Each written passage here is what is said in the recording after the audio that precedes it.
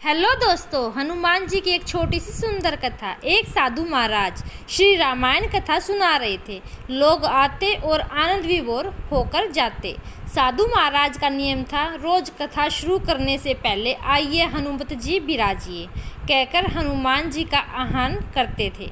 फिर 1 घंटा प्रवचन करते थे। एक वकील साहब हर रोज कथा सुनने आते।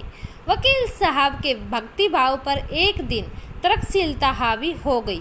उन्हें लगा कि महाराज रोज आइए हनुमत जी विराजिए कहते हैं, तो क्या हनुमान जी सचमुच आते होंगे? अतः वकील साहब ने महात्मा जी से पूछ ही डाला, महाराज जी, आप रामायण की कथा बहुत अच्छी कहते हैं, हमें बड़ा रस आता है, परंतु आप जो गद्दी प्रतिदिन हनुमान जी को देते हैं, उस पर क्या हनुमान जी सचमुच विराजते हैं?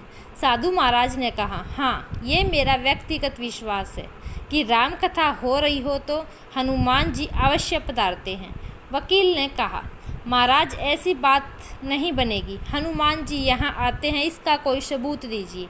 आपको साबित करके दिखाना चाहिए कि हनुमान जी आपकी कथा सुनने आते हैं। महाराज जी ने बहुत समझा कि भैया, आस्था को किसी सबूत की कसौटी पर नहीं कसना चाहिए। यह तो भक्त और भगवान के बीच का प्रेम रस है, व्यक्तिगत श्रद्धा का विषय है।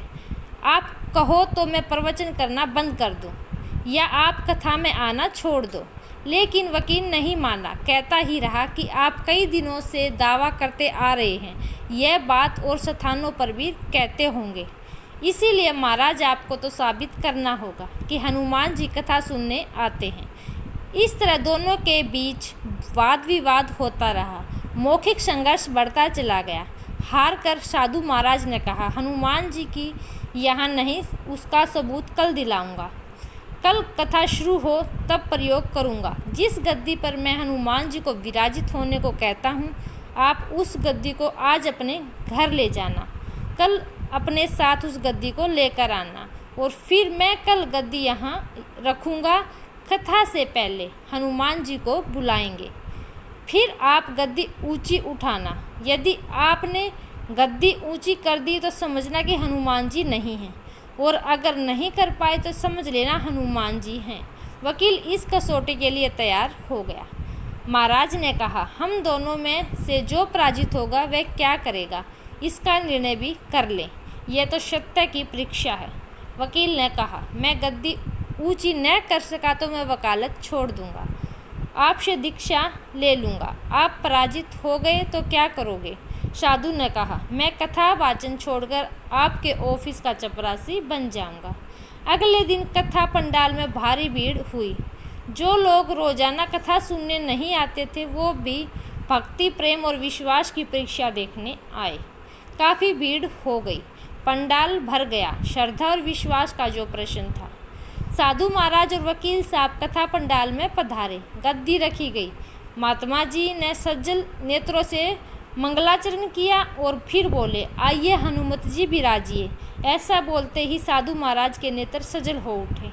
मन ही मन साधु बोले, हे प्रभु, आज मेरा प्रश्न नहीं है, बल्कि रघुकुल रीति की परंपरा का सवाल है। मैं तो एक साधारण जन हूँ, मेरी भक्ति और आस्था की लाज रखना। फिर वकील साहब को निमंत्रण दिया गया, आइए गद्दी ऊंची कीजिए। लोगों की आंखें जम गई। वकील साहब खड़े हुए। उन्हें गद्दी उठाने के लिए हाथ उठाया, पर गद्दी को स्पर्श भी न कर सके। जो भी कारण रहा, उन्हें 3 बार हाथ बढ़ा, किंतु तीनों बार असफल रहे। महात्मा जी भी देख रहे थे। गद्दी को पकड़ना तो दूर, वकील साहब गद्दी को छू भी न सके। 3 बार वकील साहब पसीने से तरबतर हो गए। वकील साहब साधु महाराज के चरणों में गिर पड़े और बोले, महाराज, गद्दी उठाना तो दूर, मुझे नहीं मालूम कि क्यों मेरा हाथ भी गद्दी तक नहीं पहुंच पा रहा। मैं अपनी हार स्वीकार करता हूं। कहते हैं कि श्रद्धा और भक्ति के साथ की गई आराधना में बहुत शक्ति होती है। मानो तो देव नहीं तो पत्थर। प्रभु की मूर्ति तो पाषाण की ही होती है, लेकिन भक्त के भाव से उसमें प्राण प्रतिष्ठा होती है, तो प्रभु विराजते हैं। प्रेम से बोलिए, श्री राम भक्त हनुमान जी की जय। अगर आपको मेरी कथा अच्छी लगे तो please like share subscribe my channel और कमेंट में जय हनुमान अवश्य लिखें। धन्यवाद दोस्तों।